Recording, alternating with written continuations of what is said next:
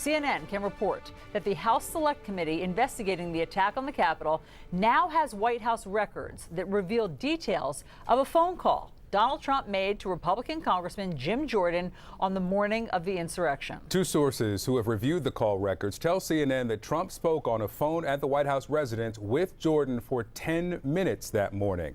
And that afternoon, Jordan took to the House floor to object to the certification of President Joe Biden's Electoral College win, and pro-Trump supporters attacked the U.S. Capitol. Let's bring in now CNN's Ryan Nobles. Ryan, what more can you tell us about this call? Well, Victor and Allison, the communication that Jim Jordan had with Donald Trump on January 6th has long been of interest to not only the January 6th Select Committee, but others who've been investigating the events of that day. And for the first time, we can learn through these White House call records that were part of that information of documents that was part of the National Archives that was then transferred to the Select Committee, that there is entries on a call record that show that the former president asked to speak to Jim Jordan on the phone, and that the pair spoke for 10 minutes while Trump was in the White House on the morning of January 6th. Now, this is significant for a number of reasons. The first being that Jordan has been completely evasive as to his communication, how many times he spoke to the president, how long they spoke for, and what they even talked about. And he has contradicted himself numerous times as to the number of times that they spoke. For instance, this is what Jim Jordan said back in July about the conversations that he had with Donald Trump on January 6th. Take a listen. I spoke with him on January 6th. I mean, I talk with President Trump all the time. On January 6th, did you speak with him before, during, or after the Capitol was attacked? I'd have to go. I spoke with him that day after. I think after. I don't know if I spoke with him in the morning or not. I just don't know. I'd have to go back and. I mean, I don't know that when those conversations happened. Now, that's Jordan at that time saying he may have spoke with Trump in the morning, saying that he didn't recollect it. He was then asked this same series of questions during a meeting of the House Rules Committee a few months ago. And then Jordan said at that time he only remembered talking to Trump after the attack, and said that he didn't think that he talked to him before, and that he'd been very clear about that. Well, he's been anything but. And to add to all of this, our reporter Annie Grayer spoke with Jim Jordan today, informed him that we were made aware of these White House call records, and asked him to respond. And Jordan said that he, again, couldn't remember. And he said that the only time he specifically remembered talking to the president on that day was when he walked off the floor of the House of Representatives on January 6th. Well, keep in mind, he's never revealed that information before. So that is completely new and a different story than he's told in previous incarnations. He also told Annie today that he believes that he spoke to the former president a number of times on January 6th. So this is the first tangible evidence that we have of communication between Trump and Jordan on that day. Obviously, the committee is very interested in the content of that call, what they spoke about. That's one of the reasons that they want Jordan to appear before their committee. Jordan previously said that he had nothing to hide. He has since stonewalled the committee and said that he will not appear before them. Now, keep in mind, the committee does have the option of issuing subpoenas. They're wrestling with that decision right now because they fear that it may be difficult from a legal perspective to subpoena their own members of Congress to appear before them. So finding out this information, that is something that is very important to this committee, but it's clear that it will still be difficult to nail everything down that they're looking for. But this is a huge piece of that puzzle. Victor and Allison. Ryan Nobles on Capitol Hill with the exclusive reporting. Stick around. Let's bring in now CNN senior legal analyst Ellie Honig, former assistant U.S. attorney for the Southern District of New York, and Gloria Borges, CNN's chief political analyst. Gloria, let me start with you. No wonder that answer about when did you speak with the president was stammering and stuttering. 10 minutes there was a conversation on that day of all days. Is that something that slips your mind? What's your reaction to this report? It does. Look, it is the President of the United States. It's the morning of January 6th. And how do you forget a 10-minute phone call with the President on that day of all days? I mean, you would never forget a 10-minute phone call with the President under any circumstance. But on that day, so his answers have been evasive, as Ryan says. They have been inconsistent. And the committee now has a real problem. What do? If they subpoena him, and he still says, I'm not going to appear, then they have to be willing to follow up with that, and they have to be willing to say, oh, we're going to hold you in contempt, and that drags things out, and it causes a lot of problems internally inside the House of Representatives. So there's a lot of discussion inside the committee about that. Some would like to do it, some would not. But this news that Ryan and Annie are breaking is very important. It's a very important piece of the puzzle. What was Donald Trump's state of mind the morning of the insurrection? What was he saying to Jim Jordan? Did he want him to do anything for him? What was Jim Jordan telling him? I mean, this is crucial part of the puzzle.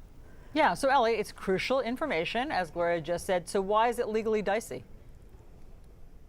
Well, first of all, Allison, this 10-minute conversation is so important because this is no idle chit-chat. A 10-minute phone conversation is a long time. You can accomplish a lot in 10 minutes. This show is 5 minutes old. So if you take everything going back to when we started and double it, that's how long these two talk for. It's so important. Now, the committee has to decide, are they going to subpoena Jim Jordan? The only way they're ever going to find out what happened, what was said in that call, is from one of two people, Donald Trump, Jim Jordan. They haven't even begun to go down the road of Donald Trump. They're unlikely to ever hear anything from him.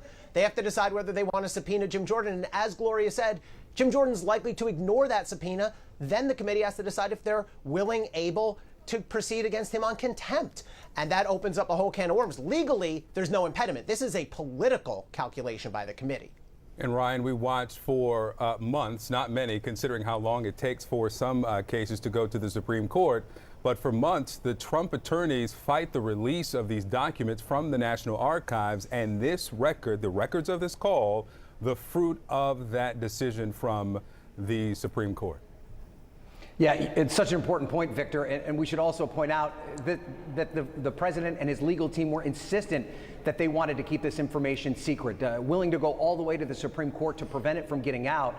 And what we are learning here is just a small slice of the troves of information that is still coming into the committee as we speak. The chairman, Benny Thompson, told us this week that they're literally parceling through thousands and thousands of pages of documents, and that the National Archives had to add 20 additional staffers in order just to piece through all the material so that they could get it to the committee. So this is just one tiny example of what the committee's learned at this point. There could be, a lot of other information, and then when you couple it with the information that they received from Mark Meadows when he initially agreed to cooperate before backing away, the fact that they have talked to more than 400 witnesses.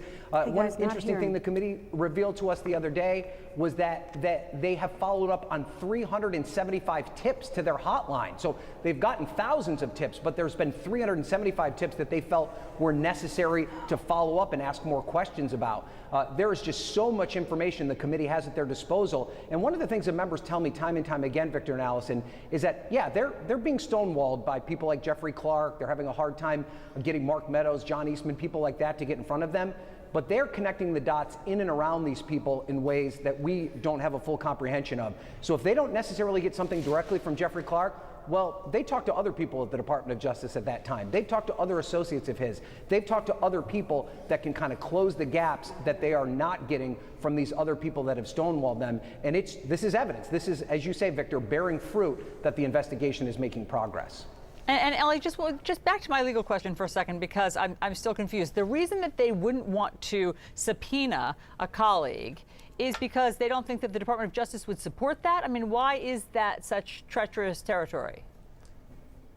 Right, so I think it's a little bit of what goes around comes around. Let's just start with sort of straight legal here. Clearly, the committee can issue a subpoena to Jim Jordan, to other members. There's this thing called the speech and debate clause, but that doesn't really apply here to protect congressmen. They can issue a subpoena. If Jim Jordan rejects it, then they'd have to decide, the committee, whether they hold him in contempt. There's a couple concerns. One is, if we, the committee, hold Jim Jordan in contempt, will DOJ really charge Jim Jordan criminally? Will they have our back on the committee, or will they undermine us? The DOJ is still trying to figure out whether it wants to charge Mark Meadows, and we're 50-some days in. So I think there's that concern. And then there's the concern about, if we start subpoenaing other members of Congress, could this come back on us if a year from now the Republicans control Congress? So that's a political consideration. But legally, they really can go ahead and do this. Politically, do they have the guts for it? I don't know.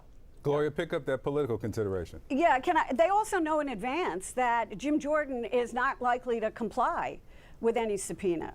So why are they knocking their heads against the wall if they know that isn't going to occur, and it's unclear what the Justice Department would do? It's unclear what other members of Congress would do, because maybe there are some Democrats who say, "Wait a minute, I don't want to vote on a contempt charge because the tables might turn after the next election." So it's very complex, and there are some members who believe that you have to do this, and there are others who are saying, wait. And Benny Thompson has said, I'd sign a subpoena, but I think the committee has to kind of all be on the same page. But all of that was said, I think, before these documents came into their possession. And this is such a crucial piece of information that they may say we have no choice. I mean, we just don't know at this point. Okay, Ellie Honig, Gloria Borger, Ryan Nobles, thank you with all of this breaking news.